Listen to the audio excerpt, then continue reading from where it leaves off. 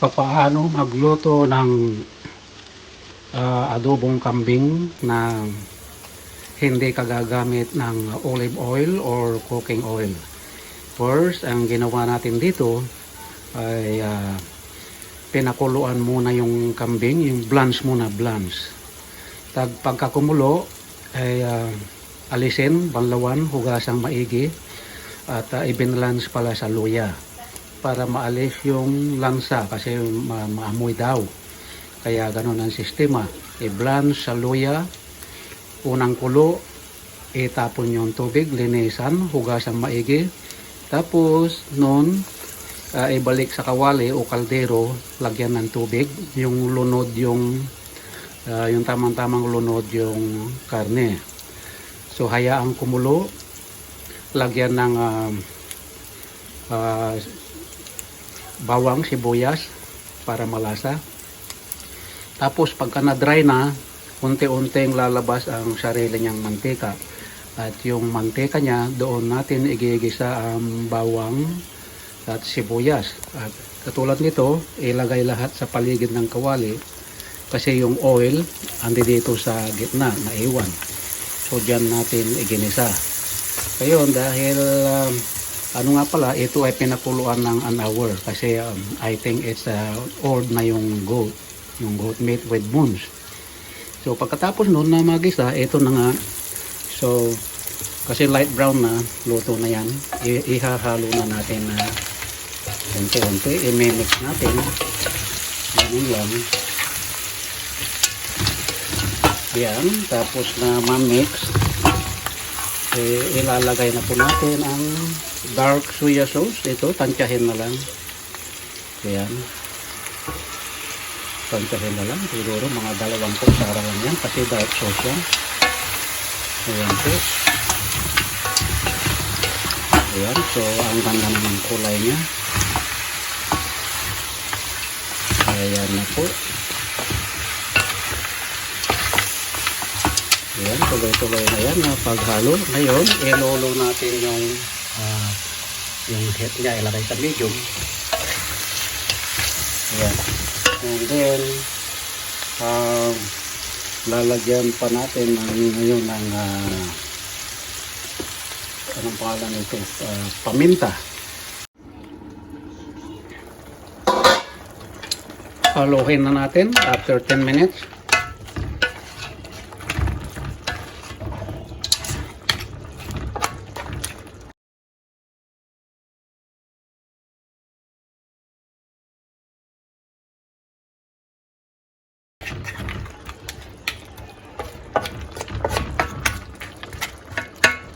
Ayan, malapit na rin. Takpan natin ulit.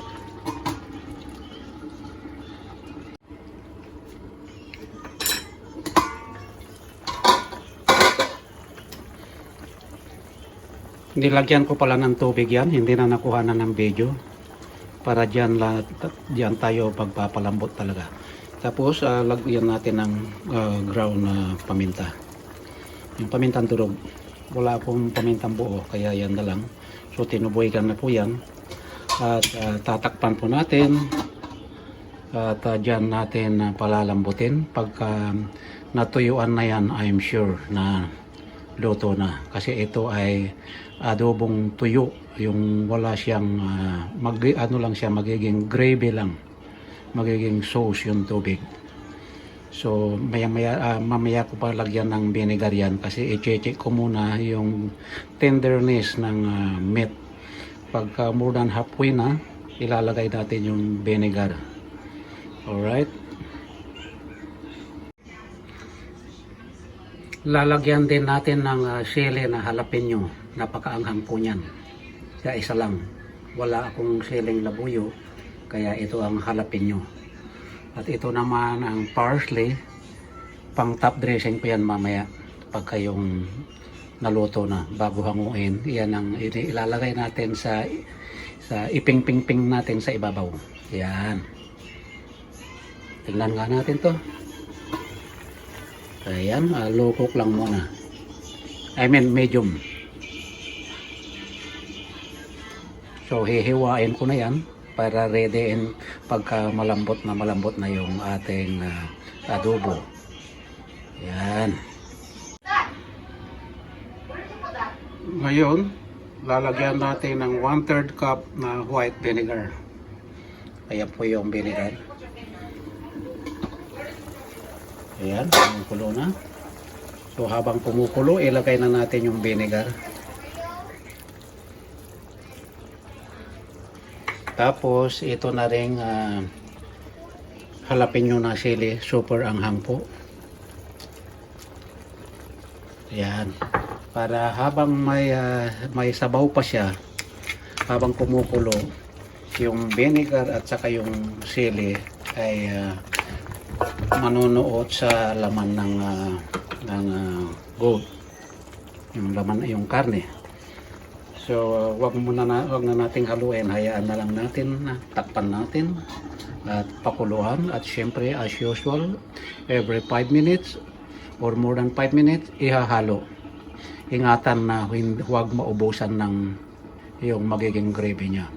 So what I think it takes another half an hour.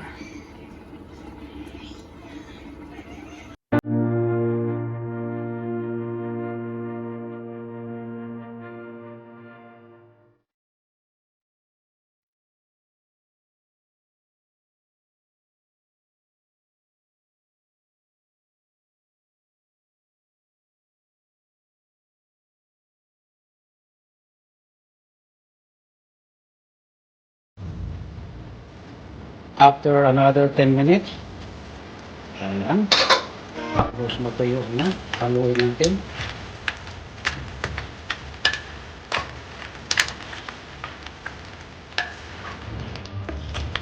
Ayan, konti na lang ang tubig niya. Ayan po, konti na lang. So, ipatry natin na kung yung lambot niya, tusukan natin. Wow, tumusok na. Sample ulit sa iba. Ayun. So, fall off to the bones na. Alright, so almost done. Ngayon, ipa-dry pa natin ng konti kasi tinan nyo may tubig-tubig pa. Another 10 minutes. So, takpan uli natin. Ayan. After another 10 minutes, ayan, luto na. Konting-konti na lang yung pinaka-oil na yan at saka konting-konting tubig. Ngayon lagyan natin ng butter. Siyempre, ang butter ilagay natin sa ibabaw. Ayan, kamayin ko na. Ayan. Ayan, to impress more texture ng karne. Ayan po. At ayan, haluin lang natin bahagya. Ayan. Ayan. Ayan. So, dry na po siya. Hindi naman dry na dry. Gravy na yung natitira. Hindi na sabaw yan. Saka syempre, ayan o. Yun. Fall off to the bones na. Ayan. So, meaning, so, luto na ang ating adobong goat meat. Ayan. Tapos i-turn off na natin ang heat, and then ito na yung ping daw. Ayan. Ayan, luto na ang ating goat adobo. Ayan po. Sa aking pinakitang pagluluto mga kapatid, kung kayo ay hindi kumakain ng adobong kambing, ngayon sa aking paliwanag at explanation, bagamat hindi nakunan ng video lahat, kung ako siguro ang mag-aahin sa inyo ng adobong kambing at makita nyo na talagang ganito, masarap, malasa, malinamnam, ay siguro kakain kayo ng kambing. Sabihin nila maanggo, pero depende po yan sa pagluluto. Yan, konti lang ang ingredient po yan. Ginisa sa bawang, sibuyas, nilagyan ng paminta, laurel, konting tubig, light soya sauce, dark soya sauce, paminta. Ayan lang po. Tapos at the end, nilagyan ng maanghang na sili and then butter. Yung butter po malasa. At syempre, yan po ang huli. Yan binubot ko kanina, yung parsley. Ayan po. Kakain at kakain po kayo pagka makita nyo kung ako ang mag-aahin sa inyo para sabihin nyo hindi kayo kumakain ng kambing. Subukan nyo. Ayan, kung mag-enjoy kayo mga kapatid sa aking pinakitang pagluluto ng goat adobo na bones and meat, ay huwag kalilimutang i-like, comment, and subscribe my channel, Leonardo De Guerto. At kung hindi pa kayo updated sa aking channel, ay huwag kalilimutang i-click ang notification bell para updated po kayo lagi sa susunod kong mga video. Ano pa ang inaantay natin? Thumbs up na po tayo. Ayan po.